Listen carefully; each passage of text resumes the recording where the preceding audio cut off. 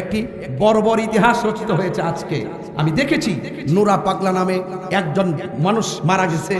যদি তার জীবনে অন্যায় করে থাকে, তার জীবনে যদি শিরিক করে থাকে, তার জীবনে যদি ভণ্ডামি করে থাকে, তার জীবনে যদি কোনো ধরনের কুফরি করে থাকে, সরাসরি বহির্ভূত করে থাকে, সে যদি একদিন করে থাকে, এক মাস করে থাকে, আপনি মুসলমান হিসেবে দরকার ছিল বাংলাদেশের প্রচলিত আইনে তার বিরুদ্ধে ধর্ম অবমাননার মামলা করে তাকে গ্রেফতার করানো। কথা বলেন ঠিক কিনা?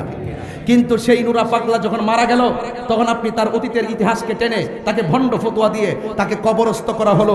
সেই কবরের ভিতর থেকে আপনারা তাকে লাঠি দিয়ে আঘাত করে করে কবর খুঁড়ে তার লাশটাকে বের করলেন।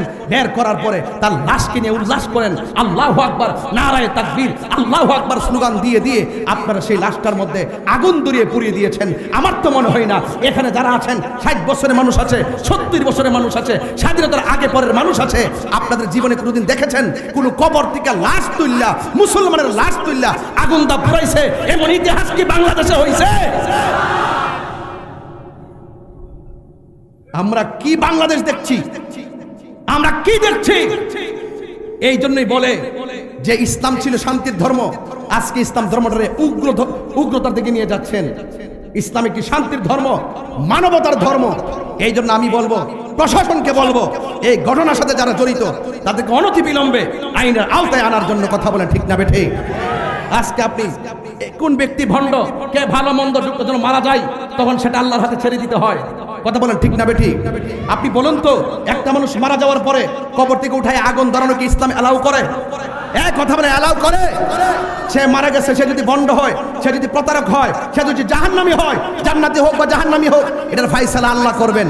তুমি কবর থেকে উঠাইয়া যে তার গায়ে আগুন ধরাইছো, তুমি কয় নম্বর তুমি জানো নি? কথা বলেন ঠিক না বেটি?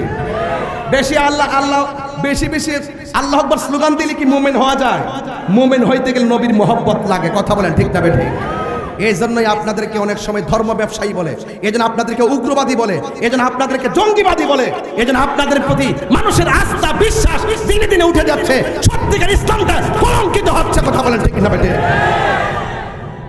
যারা এই ঘটনার সাথে জড়িত অনতি বিলম্বে তাদেরকে আইনের আওতায় আনতে হবে। কথা বলেন ঠিক না বেঠি? আমরা দেখেছি বিগত 24 সালের 5 আগস্টের পরে আমাদের 90টা মাজারের মধ্যে আগুন ধরে দেওয়া হয়েছে।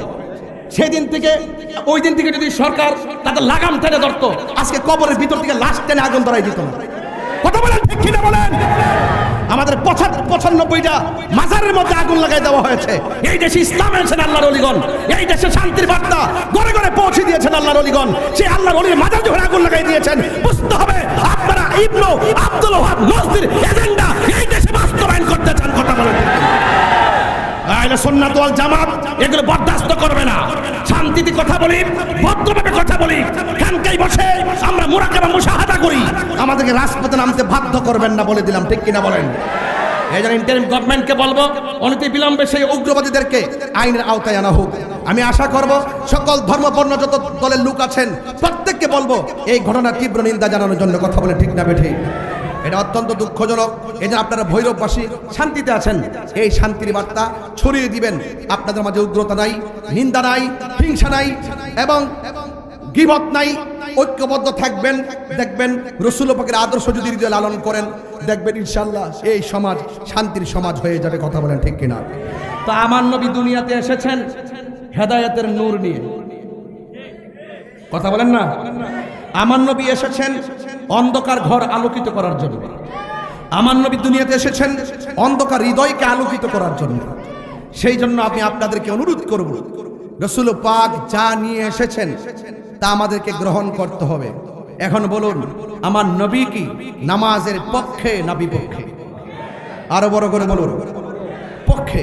এখন নামাজ আপনি পড়তে যান না, এই জন্য আমরা কি গিয়ে আপনার ঘরে আগুন লাগাই দিব? কথা কন না কেন? আপনার কাজ হলো দাওয়াত দেওয়া, মানা না মানা তার ব্যাপার। একবার অন্যায় করে যা কিছু করে তার বিচার আল্লাহ করবেন। আপনার যদি গায়ে লাগতো তাহলে আপনি তার বিরুদ্ধে অ্যাকশন নেন, আইনি পদক্ষেপ নিতে পারতেন। কিন্তু আমার মনে হয় এই সংস্কৃতিটা ভালো সংস্কৃতি না। আজকে হয়তো বা আপনি কাউকে তুলে আগুন ধরাই দিবেন, আরেকদিন এমনও তো হতে পারে আপনাকে তুলে হাড্ডি সহকারে গাঙ্গে বাসায় দিতে পারে। তাহলে কি সংস্কৃতি আপনি দেখাচ্ছেন? এটার নাম ইসলাম না। এইরকম আচরণ ইসলাম অ্যালাউ করে না।